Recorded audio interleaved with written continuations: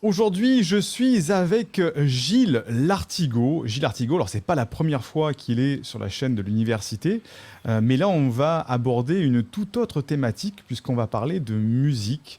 Et on va vraiment développer justement l'univers musical et aussi le fond de ce qu'il y a derrière ces paroles, derrière la musique que vient de créer Gilles. Alors Gilles, pour faire un petit rappel pour ceux qui ne te connaîtraient pas encore sur la chaîne de l'université, qui es-tu et que fais-tu? Alors, je suis un auteur. J'ai écrit deux best-sellers qui s'intitulent Hit, le tome 1 et le tome 2. Le tome 1 met en lumière les dérives de notre alimentation, le lien avec le développement également des maladies. Le deuxième poursuit ce travail d'information et d'éveil en mettant en avant la dérive de notre société qui est devenue une société toxique pour notre mode de vie. Je suis également producteur de contenu depuis maintenant, depuis 2 ans, plus de 2 ans. J'ai créé un club privé qui s'appelle le e-Club sur la plateforme Patreon où je produis des émissions quasiment au quotidien avec l'ensemble de mes centres d'intérêt qui sont fort nombreux. C'est-à-dire que le e-Club, c'est une chaîne, tout comme une chaîne mainstream qui produit des émissions qui sont toutes en direct. Donc, les gens ont la possibilité, les membres ont la possibilité d'échanger avec les intervenants, sont visibles en replay. Et il y a différents thèmes, ça va de l'alimentation au sport, à la culture, également bien entendu la politique, avec le politique notamment. Cette Mhm. fonction de la politique qu'on a en fait laissée à d'autres. Et il faut vraiment qu'on reprenne ce politique en main si on veut pas être mené comme ça par le bout du nez. Et également donc tout plein de faits de société. C'est une analyse sans langue de bois de notre société moderne. Et on ne fait pas juste un constat, hein, on n'est pas juste des lanceurs d'alerte, mais on fournit également des pistes de réflexion, comme j'aime à la dénommer, de la matière à penser. Et ce projet musical qui s'intitule Aura fait partie justement de cette volonté de transmettre des informations visant à éveiller les consciences, bien que j'aime pas trop ce terme qui fait un petit peu New Age. Hein. Tu sais que je suis pas très en accord avec tout ce qui est New Age, mais ce projet met l'accent sur les problématiques que nous rencontrons tous les jours, à tout moment, et permet d'avoir des pistes de réflexion. Voilà, qui je suis, si je peux. D'ailleurs, c'est une réflexion que je me posais à moi-même dès ce matin, parce que dès lors qu'on demande à quelqu'un qui il est, forcément, on va dire ce qu'on fait dans la vie au niveau professionnel. En fait, Oui. on se définit aujourd'hui par notre métier, et c'est en rapport directement avec le premier titre de Aura, qui est l'être et le paraître.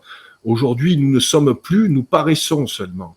C'est-à-dire qu'on s'identifie par rapport à la fonction que nous a attribuée la société moderne, c'est-à-dire notre métier. Alors c'est vrai que par rapport à ça, je rebondis dessus, on a la chance, et tu as la chance, et on a la chance, moi j'ai la chance aussi, de pouvoir faire une activité qui est passionnante, et presque qui nous représente en termes qu'humains. Donc je pense que c'est, dans ton cas, c'est bien de te définir par ce que tu fais aussi, parce que je pense que ça te représente bien au niveau personnel. Ben, ça Euh, fait plus de quasiment 15 ans maintenant. Alors, j'ai toujours travaillé, j'ai toujours été entrepreneur. Enfin, j'ai travaillé dans la communication, le marketing, j'ai produit des films, etc. Le monde de la musique, je connais très bien, puisque j'étais musicien moi-même dès l'âge de 18 ans, où j'ai gagné ma vie donc en produisant de la musique également avec un label début des années 2000. Donc la musique n'est pas étrangère à voilà, à mon univers professionnel. Mais j'ai toujours gardé cette notion d'indépendance. Toi qui me connais bien, tu sais que c'est quelque chose qui me tient à cœur, c'est-à-dire être son propre patron, que ce soit aujourd'hui en tant que simple, je dirais, travailleur indépendant, avec mon épouse également, qui est mon éditrice et avec qui je collabore quasiment au quotidien. Mais le travail que nous faisons aujourd'hui est vraiment intégré dans notre vie de tous les jours. C'est pas quelque chose qui est forcément facile à gérer, puisqu'on n'a pas d'horaire, on n'a pas de vacances.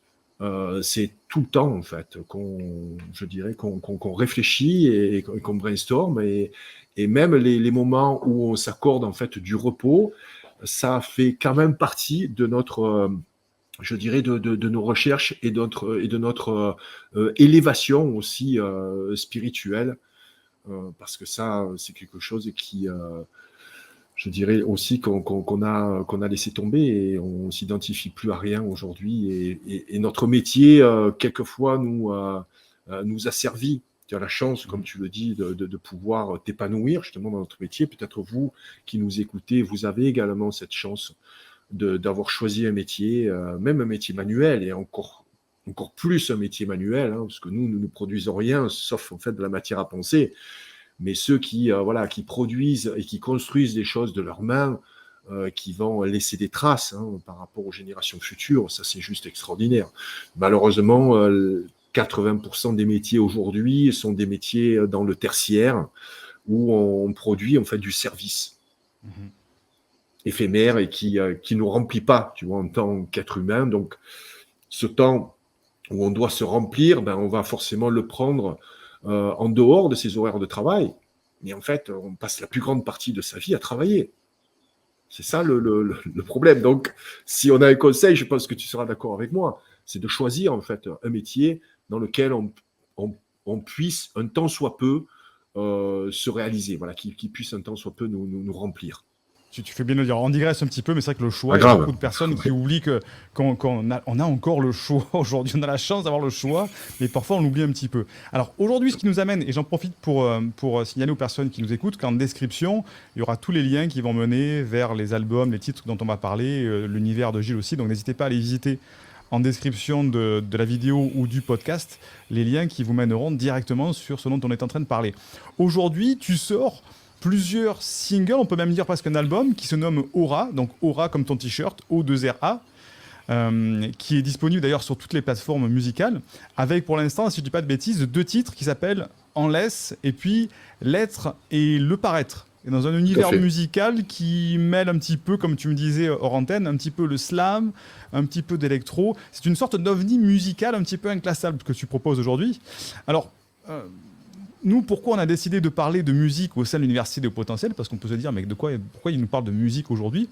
Et moi, je pense que c'est surtout le fond qui nous intéresse, c'est-à-dire les paroles et les messages que tu fais passer, puisqu'on va le comprendre dans ce cadre, dans cette interview, la musique fait partie intégrante de ta vie, tu nous l'as déjà dit, de ton univers, et quand tu parles de musique, pour toi, c'est pas seulement un enchaînement de rythmes, c'est pas seulement danser, c'est une histoire, ce sont des humains, des musiciens, ce sont des chanteurs, des groupes mythiques qui font passer des messages, qui provoquent parfois des transitions même sociétales, et tu vas nous expliquer justement tout ça aujourd'hui. Alors, nous, on aime ça à l'Université de Potentiel, des personnes créatives, multicasquettes, qui touchent un petit peu à tout, et qui ont une posture saine comme la tienne.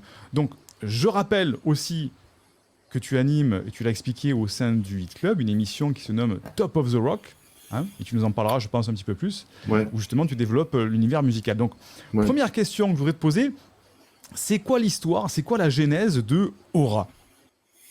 Alors, il faut savoir que la musique peut être pour certaines personnes un art futile, si tant est qu'on se contente en fait de l'écouter, simplement de l'écouter. Voilà, donc on peut être séduit par une mélodie, etc., etc. Il y a une différence entre la musique chantée en français et la musique chantée en anglais, puisque une grande partie d'entre nous, on peut comprendre l'anglais, mais je défie quiconque à comprendre ne serait-ce qu'un chanteur de rap, même s'il a des textes très intéressants. Hein, il y a des choses intéressantes dans le rap, et tu sais très bien que ça ne fait pas partie aujourd'hui de mes goûts musicaux, mais je peux concevoir qu'il y a des artistes, mais moi je ne comprends pas en fait ce qu'ils disent, donc ça reste juste comme si on chantait en yaourt, tu vois. Par contre, la chanson française, telle qu'on l'a, je dirais, développée dans les années 50, 60, 70, avec de très grands artistes comme Aznavour, comme Brel, voilà, comme Brassens. Il y avait réellement des textes. Moi, j'ai grandi après avec le rock dans les années fin 70, et notamment des groupes comme Téléphone et des groupes comme Trust également, avec là des textes en fait qui qui était le reflet d'une certaine génération. On s'identifiait à Téléphone, on s'identifiait également à Trust, et ces textes-là, notamment Trust, le texte antisocial, quand tu marches dans la rue, voilà, c'est des textes en fait qui me sont restés puisque je les connais quasiment par cœur, qui m'ont marqué, qui m'ont suivi quasiment toute ma vie, et ça m'a donné l'idée en fait d'adapter mes propos, mes sujets, et écrire des textes en fait pour des musiciens, parce que à la différence d'un bouquin que tu vas prendre, que tu vas lire ou que tu vas laisser dans une bibliothèque ou reprendre quelquefois, j'étais non pas frustré, mais oui, quelque part, un petit peu frustré d'avoir écrit, je dirais, certains textes, certaines chroniques qui sont assez impactantes et encore terriblement d'actualité. Et une fois qu'on l'a lu, je dirais, le lecteur va passer à autre chose. Par contre, un titre musical, tu vas pouvoir comme ça le réécouter. Tu vas avoir envie en fait d'écouter cette musique parce que la musique va t'accrocher et va te plaire. Donc, le projet de Aura, en fait, est né de ce constat d'adaptation, voilà, de mes textes en musique. Alors, la forme musicale, je l'ai choisie avec un de mes partenaires, qui est d'ailleurs un membre du club, qui est signé chez Universal, qui fait des remixes pour pas mal de personnes connues. Là, il est en train de travailler sur un titre de Madonna, quand même. Donc, voilà, quelqu'un qui a, je dirais, de grande qualité, de mixeurs, de producteurs, de compositeurs également. Et il m'a proposé en fait une série de titres qui m'ont immédiatement séduit parce que ça reflétait une certaine couleur des années 80. Et les années 80, voilà, moi je les porte vraiment dans mon cœur. C'était des années quand même extrêmement positives. Lorsqu'on écoute la musique des années 80, que ce soit des groupes comme comme Boy George, comme Wham, comme Duran Duran, peut-être pas Depeche Mode, c'était un côté un peu trop noir, mais il y avait cette positivité dans les années 80 qu'on a plus aujourd'hui, en tout cas au niveau de la production musicale. Et donc, c'est un univers qu'on appelle Synthwave, donc c'est la musique électronique, plutôt donc typée 1980, des années 80, c'était une formidable décennie, sur lesquelles en fait j'ai travaillé des textes, et je ne voulais pas en fait aller sur une forme chantée, bien que je puisse le faire, mais j'ai voulu plutôt garder une forme parlée. Étrangement, je n'aime pas le slam. Qui est pour moi du poème débité sans forcément de musique prégnante derrière. J'aime pas forcément le rap non plus. Donc en fait, j'ai fait quelque chose à ma sauce, que les professionnels, comme tu l'as très bien dit, qualifient d'ovni musical, tout comme on a qualifié d'ovni la sortie du premier hit. Voilà, donc c'est une classification qui me va bien parce qu'en fait, ça ne ressemble à rien d'actuel. C'est-à-dire que c'est une musique qu'on peut qualifier de grand public. J'ai choisi cette forme-là parce qu'elle n'est pas clivante. Et donc, je pose des textes donc réflectifs, des textes donc, qui portent à la réflexion, des textes plutôt avec des portées philosophiques. C'était un pari, mais c'est des mots simples qui impactent et qui résonnent à ceux qui ont eu l'envie d'écouter Aura. C'est un projet, bien sûr, ultra confidentiel, puisque là, on en reviendra peut-être un petit peu plus tard concernant la promotion justement de titres musicaux aujourd'hui dans cette jungle où il y a énormément de choix. Et donc, les retours sont extrêmement positifs parce que moi, ce qui m'importe, c'est les commentaires laissés sous les clips YouTube, parce que là aussi, j'ai produit un clip pour chaque titre, parce que c'est pas uniquement une forme musicale qu'on va se contenter d'écouter, mais je voulais également que ce soit visuel, parce que le clip fait partie également de cette, je dirais, promotion de la musique aujourd'hui. Voilà. Une véritable aventure, comme tu nous l'expliques, et ça, c'est ce qu'il y a de bien. Et c'est vrai que tu fais bien de le rappeler que les textes sont importants. C'est vrai qu'avant, on avait la poésie à une autre époque où les gens Prenez plaisir à écouter des poèmes, des textes lus comme ça. Aujourd'hui, dans notre époque, c'est totalement perdu. La musique a un petit peu pris le relais, mais c'est vrai que, comme tu le dis, bah, effectivement, des fois, on n'entend rien, on n'entend pas les paroles, ou on comprend même pas les paroles, ou on ne cherche pas à comprendre les paroles, et on se retrouve avec juste le rythme ou la mélodie qui nous reste en tête, et les paroles n'ont plus rien à voir. Euh, ce que tu dis, alors toi, tu as sorti 2 titres. Le premier, c'est L'être et le paraître. L'être et le Euh, paraître, ouais. voilà. Et donc celui-ci, alors explique-nous un petit peu de quoi ça parle, parce que je trouve que le fond est extrêmement intéressant. Il est vraiment d'actualité, puisqu'on en est en plein dedans, je pense, dans ce être et ce paraître. Alors, si tu veux, c'est un constat aujourd'hui. Donc, c'est les premiers vers en fait du texte. Aujourd'hui, la forme est devenue plus importante que le fond. Mhm. Donc, on privilégie aujourd'hui l'apparat plutôt que l'être et que le fond. Et c'est pour ça, pour tout. C'est c'est quelque chose qui est très prégnant, notamment dans le tome 2 de Hit, je dirais ce paraître. Voilà. Mhm. Il y a une phrase forte dans ce titre, c'est « Nous ne sommes plus, nous paraissons seulement ». Oui. Mhm. Donc on paraît, alors ça peut toucher aussi la mode, hein, aujourd'hui, notamment plutôt la jeune génération va dépenser des fortunes avec des habits juste pour paraître, en fait. Et cette société de consommation a eu un impact non négligeable sur notre façon de nous comporter en société. Je ne dis pas qu'il ne faut pas s'habiller. Il y a des circonstances où il faut s'habiller de façon décente. Et ça aussi, je dirais, on a tendance à l'oublier. Mes grands-parents, voilà, se mettaient en costume du dimanche. Alors, c'est vrai que la société a évolué, bien entendu, Mhm. mais je trouve que il y a une espèce alors non pas de laisser aller, mais la mode a pris énormément d'importance dans le rapport avec les autres. Et là, je me place plutôt voilà, jeune adolescent ou jeune adulte. On n'a pas encore construit notre vie, où on est dans cette démarche de séduction. Voilà, il faut Oui. trouver, je dirais, une compagne, hein, euh, ou pas. En fait, voilà, il y a ce côté aussi sexuel hein, qui est très prégnant lorsqu'on est voilà, ado et jeune adulte.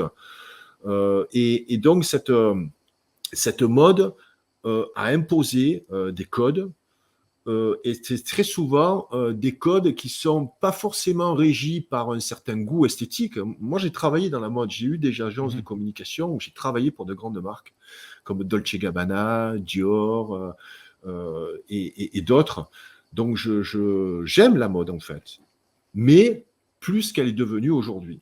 Ah oui. Je trouve qu'il y a la mode, par essence même, est éphémère. Et moi, je travaille aujourd'hui, et j'en ai parlé dans quelques émissions dans le club, sur des basiques, en fait, des pièces que l'on doit avoir. Tout homme doit avoir un blazer, doit avoir je dirais, une chemise, une cravate ou pas, mais on doit avoir des pièces qui doivent faire partie, entre guillemets, de notre garde-robe. Et des pièces qui sont intemporelles.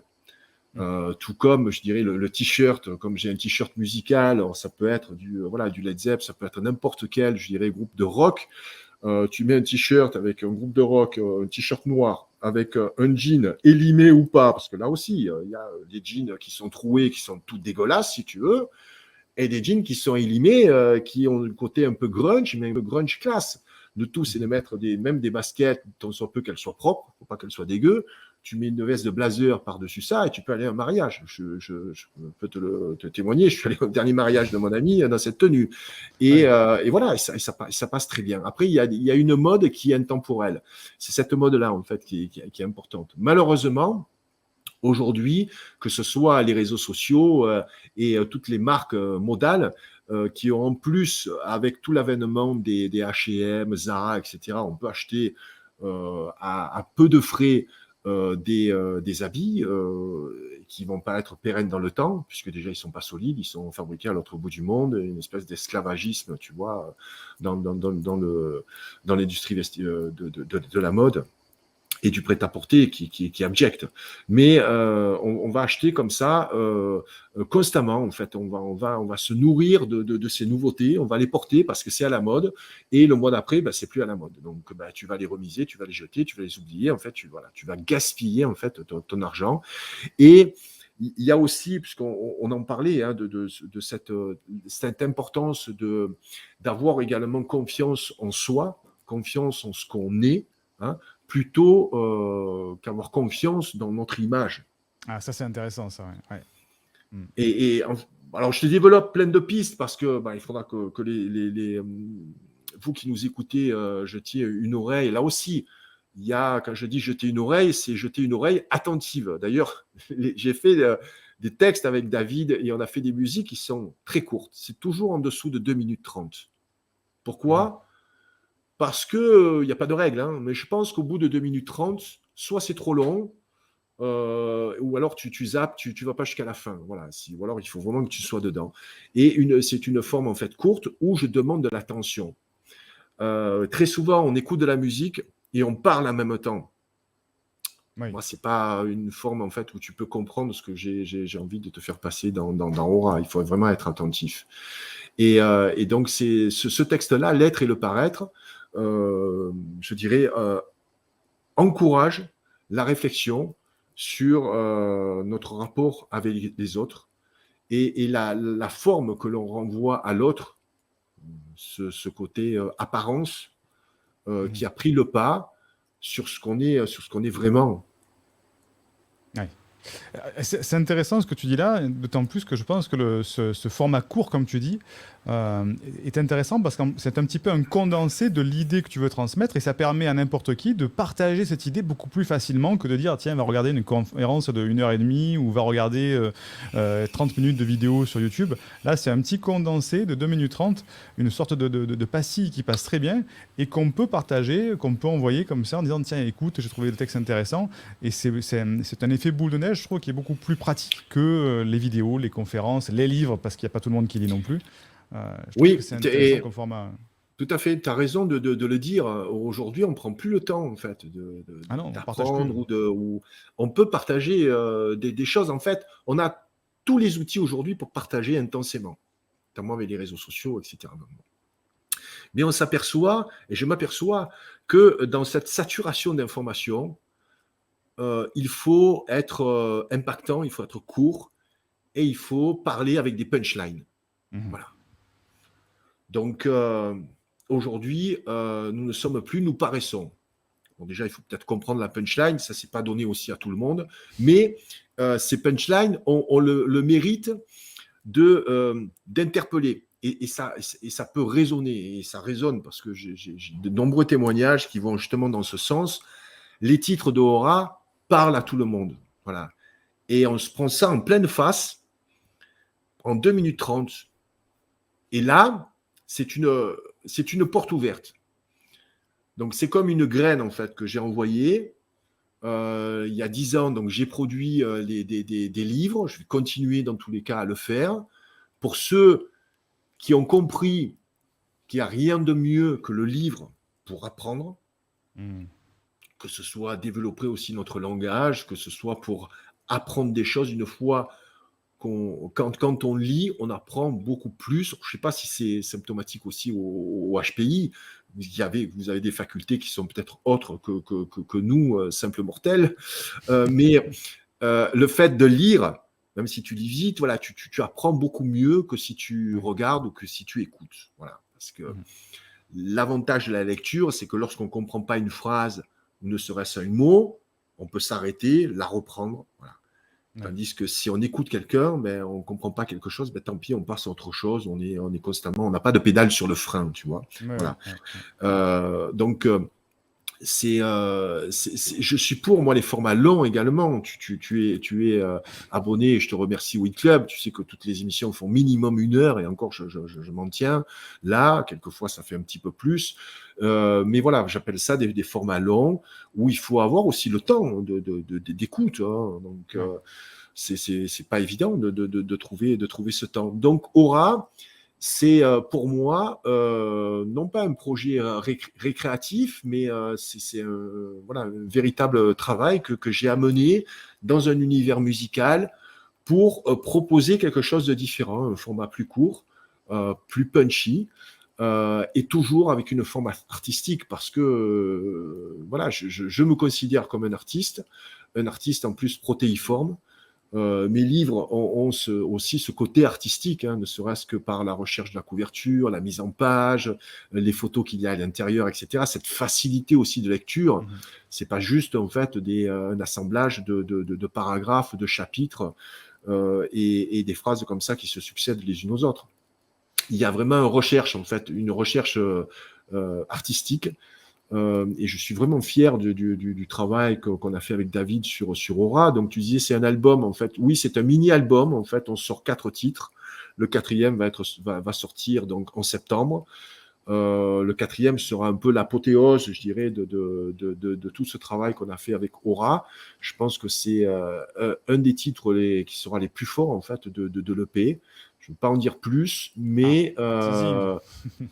voilà, ça sortira en septembre et ça fera, si tu veux, la synthèse de ces 4 titres. Voilà, un format court où je pense qu'une personne peut avoir en 10 minutes Mhm. des thèmes que j'aborde dans mes ouvrages, et si elle veut en savoir plus, ben, tu sais, on est toujours dans une démarche de séduction. Et c'est Toi comme exactement ça, moi, ouais, exactement toi ça. Ouais. aussi, voilà, tu fais des choses qui sont très professionnelles, très propres. Je te vois intervenir régulièrement sur ta chaîne YouTube. Voilà, on apporte du soin à ce que nous proposons.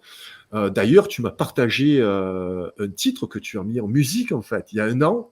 Oui, c'était un de nos élèves qui nous avait proposé une collaboration. Tu as vu, ça se Et rapprochait beaucoup écoute, de ce que c'est j'avais.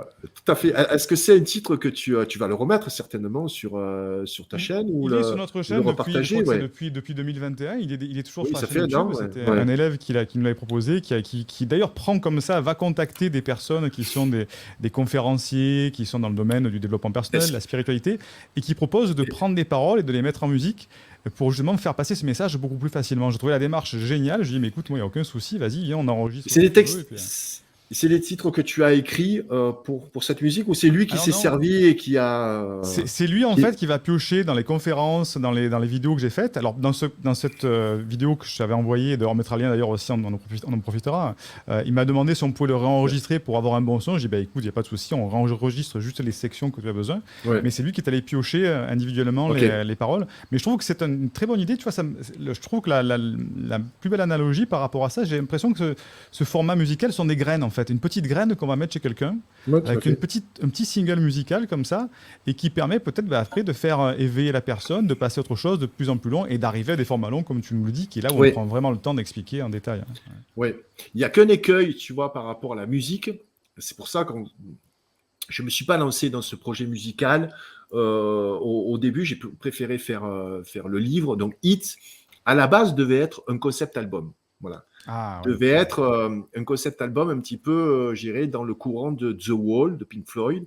Oui. J'avais des contacts avec de grands musiciens il y a une dizaine d'années, mais je me rendais compte que ce projet n'était pas rentable en fait. La Oui. musique n'est plus rentable, sauf si on est adossé vraiment à des grosses majors, Oui. soit si on est propulsé par les médias. Vivre de sa musique aujourd'hui, c'est très, très, très compliqué. On pourra Oui. peut-être Oui. en parler un peu plus tard avec les revenus générés par la musique. Mais en fait, j'ai choisi de faire le livre, parce que le livre d'aujourd'hui, on peut pas je dirais on peut le pirater, mais bon, c'est pas lisible en PDF. Ça n'a rien à voir par rapport à la forme originale. Mais donc, j'ai préféré en fait, voilà, écrire Hit, mais j'avais cette idée Mm. de le proposer en musique. L'écueil en fait qu'il y a au niveau de la musique, premièrement, donc c'est pas rentable, ça te génère pas de revenus. Le streaming génère très très très peu de revenus, donc on peut pas vivre du revenu de la musique aujourd'hui. Deuxièmement, il y a les goûts musicaux. Et là, c'est une problématique qui est forte parce que Ah oui. si une personne, là, bon, si on commence à écouter les titres d'Aura, ça commence par des beats de batterie qui sont très simples. Donc, voilà, et dès les premières notes, si on se dit, ah non, mais j'aime pas du tout ce style de musique, on va être tenté de, tu vois, d'arrêter comme la ça, musique. de couper, de couper. C'est pour ça que voilà, j'ai vraiment choisi une musique qui me semble plus une BO en fait. Et quand les professionnels disent que Aura est inclassable, je les comprends parce que c'est pas forcément du slam, parce que le slam, il n'y a pas vraiment de production musicale, je dirais à la hauteur, hein, c'est juste de l'illustration en fait musicale. Et donc c'est pas du rap parce que je n'ai pas un phrasé qui est rappé. Donc voilà, c'est entre deux. Et voilà, on peut aussi être rebuté aussi par ma voix, mais l'image est importante. Aura n'aurait pas pu exister s'il n'y avait pas eu ces 2 clips, en fait. Voilà. Ah, mais c'est intéressant que C'est, tu en parles parce que c'est ouais. vrai que tout le monde n'adhère pas à certains styles musicaux. Et c'est pour ça que moi je pense que l'audience qu'on a ici à l'université est intéressante parce qu'en fait ils vont aussi aller lire les paroles qu'il y a derrière et je pense que c'est aussi des paroles qui sont super intéressantes dans ce que tu as. Elles sont descriptives de la vidéo aussi, tu vois. Donc on peut comme ça suivre la vidéo et puis lire aussi les paroles. Donc je peux juste te donner un conseil amical si tu fais un titre, tu refais un titre dans cette dynamique. C'était la confiance en soi, c'est la force, c'est ça. Ouais, c'est c'est une ça, force. ouais. Voilà. Confiance en soi, c'est une force.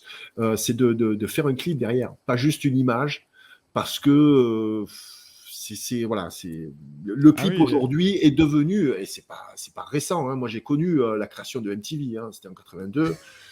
Voilà, je m'en ça rappelle nous aussi. rajeunit pas, ça va, ça te rajeunit pas, d'accord? À l'époque, quand on À crée des l'époque, chaînes voilà, musicales. les petits jeunes qui nous écoutent, vous qui nous écoutez, avant, non, on n'avait pas de clip. Enfin, le clip n'existait pas, hein. Le clip musical est devenu aujourd'hui quasiment aussi important que la musique elle-même. En tout cas, pour la promotion musicale.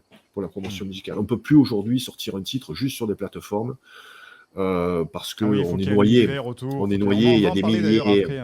On va en des parler après milliers aussi de ouais. l'univers musical aussi, ça va être intéressant. Je voudrais juste que tu nous dises quelques mots sur le deuxième titre qui s'appelle En laisse. Là, on a parlé de l'être et le paraître. Et parce que je crois, si je dis pas de bêtises, aujourd'hui, il n'y a que 2 titres pour l'instant qui sont disponibles. Hein. Tout à fait, tout à fait. Okay. Il y a un Il y en a titre, 4 qui vont sortir, mais... le prochain sortira certainement début août. Et le 4e donc en septembre et le premier donc l'être et le paraître est sorti fin juin, fin mai et donc En laisse, voilà, c'est le dernier titre En lettres, voilà. Donc alors, En laisse, explique-nous parce que c'est vrai qu'en laisse comme ça pourrait paraître un petit peu cuir et laisse, En laisse, on se dit qu'est-ce que c'est quoi, de quoi ça parle, c'est quoi le fond des paroles de En laisse? On s'arrête au milieu de cette interview. Bien oui, pour la rendre un petit peu plus digeste, nous avons divisé cette interview en 2 parties. Et pour découvrir la seconde partie, il te suffit tout simplement de suivre le lien qui est en description de cette vidéo ou du podcast, ou dans la petite vidéo qui doit s'afficher quelque part sur l'écran situé sur YouTube. Et ça te permettra de découvrir la suite de cette interview. N'oublie pas bien sûr de mettre un like, de partager cette vidéo à quelqu'un que ça pourrait aider, et de télécharger une première formation offerte pour bien t'épanouir avec ta douance ou ta singularité. On se retrouve tout de suite maintenant dans la seconde partie de l'interview.